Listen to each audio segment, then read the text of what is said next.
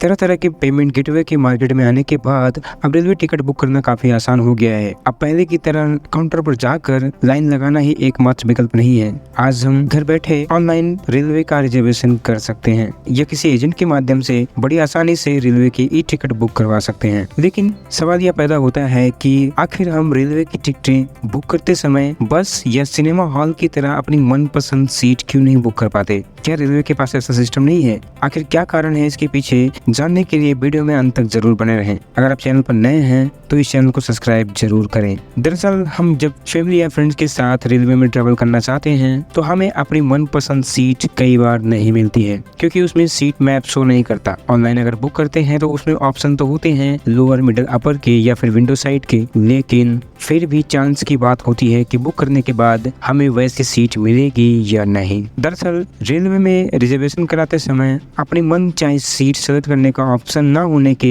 कई सारे कारण हैं। सिनेमा हॉल की टिकट बुक करते समय हम अपनी मन चाहे सीट बुक कर सकते हैं, लेकिन IRCTC सीट चुनने की अनुमति नहीं देता। इसमें सीट मैप नहीं शो करता। इसके पीछे एक बड़ा कारण है। सिनेमा हॉल वो जगह है जो एक जगह से दूसरी जगह मूव नहीं करती, वह एक जगह स्थिर होती है और छोटी जगह होती है, जबकि दूसरी ओर ट्रेन को लगातार चलते रहना पड़ता है। इसलिए IRCTC का एल्गोरिदम चलती ट्रेन में भार को समान रूप से बैलेंस करने के लिए ऑटोमेटिक तरीके से सीटें अलॉट करता है। चूंकि ट्रेन एक चलती हुई वस्तु है और ट्रेन की सुरक्षा की बड़ी जिम्मेदारी होती है, इसलिए रेलवे के बुकिंग सॉफ्टवेयर को इस तरह डिजाइन किया गया है कि ये सॉफ्टवेयर टिकट इस तरह से बुक करेगा जिससे ट्रेन में समान रूप से लोड बांटा जा सके। चलिए इसको एक उदाहरण से समझते हैं। मान लीजिए किसी ट्रेन में S1, S2, S3 से लेकर S10 नंबर वाले स्लीपर कोच हैं और सभी कोच में 72 सीटें होती हैं। इस ट्रेन में जब कोई पहली बार टिकट बुक करेगा तो सॉफ्टवेयर ऑटोमेटिक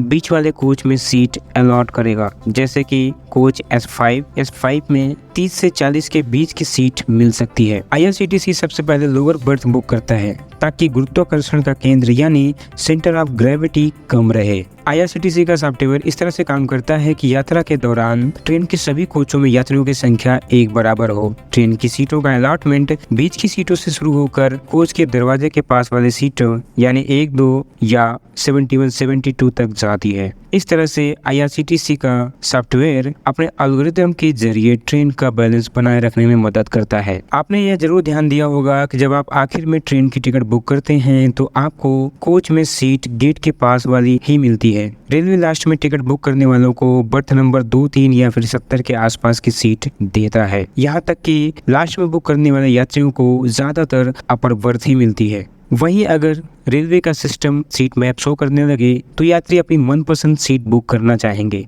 जिससे कुछ कोचेस खाली रह सकते हैं। अगर कोचेस खाली रह जाते हैं तो किसी मोड़ पर जब ट्रेन को टर्न करना होगा तो उससे उसका बैलेंस बिगड़ सकता है और ट्रेन पटरी से उतर सकती है। अब सवाल यह पैदा होता है कि अगर रेलवे सीट मैप शो करने लगे और लोग अपनी पसंदीदा सीट चुने तो क्या होगा? ट्रेन की नॉर्मल रफ्तार 100 से 150 किलोमीटर प्रति घंटे होती है। मान लीजिए ट्रेन में यदि सीट मैप शो करेगा तो सभी यात्री अपने पसंद की सीट चुनना चाहेंगे, जिससे ट्रेन में पैसेंजर सही तरीके से सभी कोचेज में बराबर आवंटित नहीं हो पाएंगे। मान लीजिए S1, S2, S3 पूरी तरह से यात्रियों से भरे हैं और S5 व S6 पूरी तरह से खाली हैं। इसके अलावा उसके आगे के S6, S7, S8 या 10 भरे हुए हैं। ऐसे में जब ट्रेन कोई मोड़ लेगी तो कुछ कोचों में अधिकतम अपकेंद्री बल यानी सेंट्रीफ्यूगल फोर्स लगेगा और कुछ कोचों में न्यूनतम अपकेंद्री बल लगेगा। इससे डिब्बे पटरी से उतर सकते हैं, जिसकी वजह से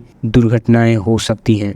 जब ट्रेन में ब्रेक लगाए जाएंगे तो इन डिब्बों पर अलग अलग ब्रेकिंग फोर्स काम करेगा। इससे ट्रेन की स्थिरता को लेकर भी खतरा बन जाता है। आशा है कि आप समझ गए होंगे कि आखिर ट्रेन में सीट मैप क्यों नहीं शो करता, हम उसमें अपने पसंद की सीट क्यों नहीं चुन सकते। वीडियो को लाइक जरूर करें, चैनल को सब्सक्राइब करें। मिलते हैं अगली वीडियो में, तब तक के लिए धन्यवाद।